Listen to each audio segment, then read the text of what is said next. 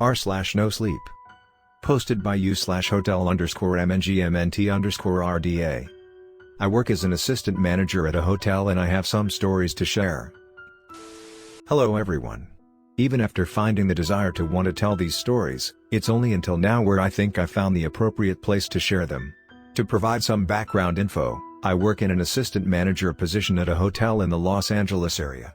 However, I don't think I am comfortable stating the specific hotel I work at for a myriad of reasons. Some more obvious than others.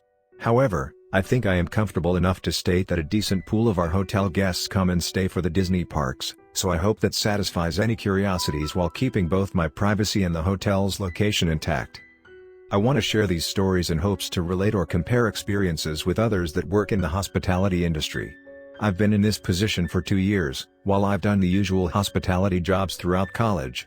I am curious to what others have to say to some of the stories I will share. I am amongst 4 other assistant managers that work in tandem to keep the hotel running, with all 4 of us work under the supervision of the general hotel manager and the hotel owners. We all work different parts of the hotel, working closely with each of our respective assigned staff. For me, I work closely with the housekeeping staff.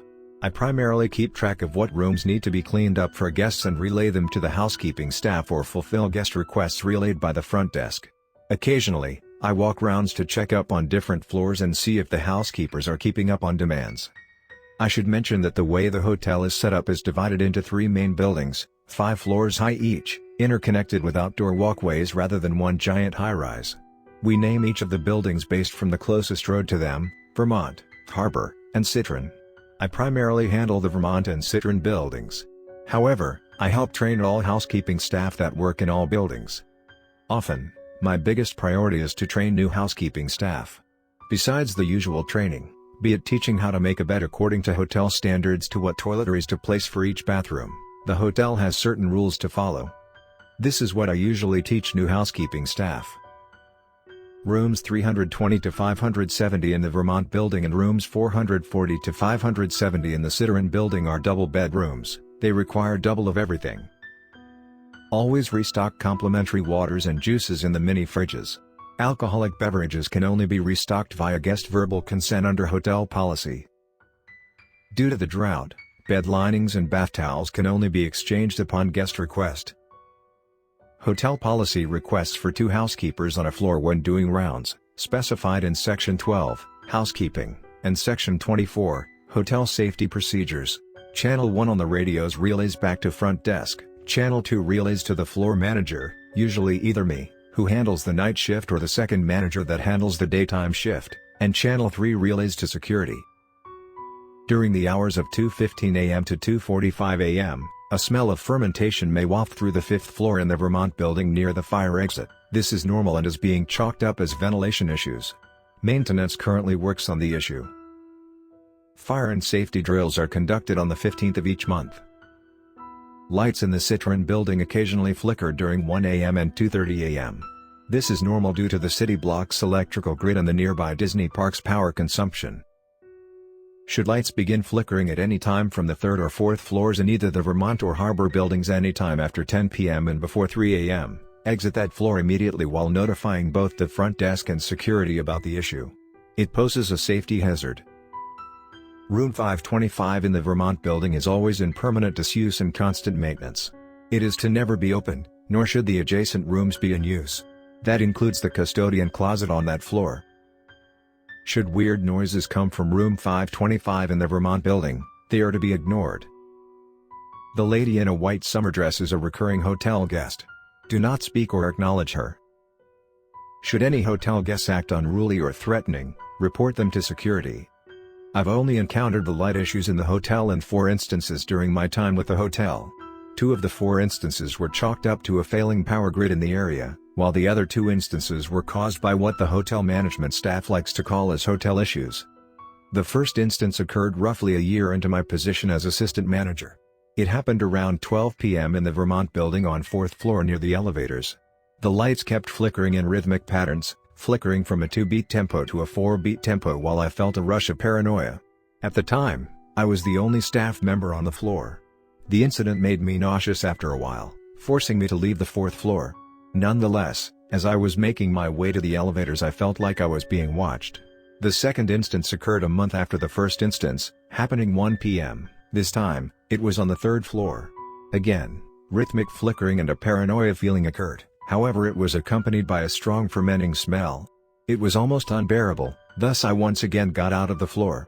Both instances I reported to the general manager, and both times they were written off as work fatigue and I was given a day off since I was a good worker. However, the front desk manager, a woman named Cheryl, always pulled me away after each of these incidents and did a thorough questioning. Again, I repeated the same thing I told the general manager, but I always got a nod and her telling me to keep her updated if it ever happens again. Up until now, I haven't encountered the issue again. I plan to ask her why she wanted to know about my experiences with the flickering lights.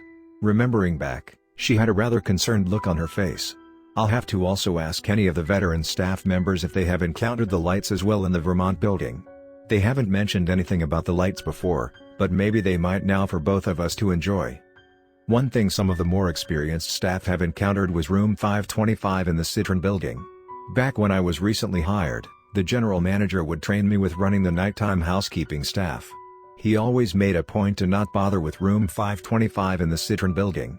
Obviously at the time, I was curious to know why, but I would never get a straightforward answer as my question would be deflected or outright ignored. Later, while I got accustomed working the night shift, some of the night shift staff be comfortable enough to answer my questions about mysterious room 525. An elderly Russian woman named Nona, who is among some of the longest working staff for the hotel, told me some incidents that happened when working on the 5th floor in the Citron Building. One night, she was finished delivering some new towels to one of the rooms and decided to get a drink from one of the vending machines. The vending machine was down the hall near the elevators, so she had to pass by room 525. As she moseyed by, she began to hear irregular thumping coming from the door. It was faint, but it was distinctly the sound of someone or something falling on the ground repeatedly. Obviously, she stopped and listened. The thumping continued for a minute before stopping. She listened even closer. Suddenly, rapid knocking came from within the room. She was startled and immediately made a beeline to the elevators, deciding to get a drink from the first floor instead. She always made a point when telling the story that the rule of room 525 being empty, along with the adjacent rooms, was still there. There was no way someone could have been in the room.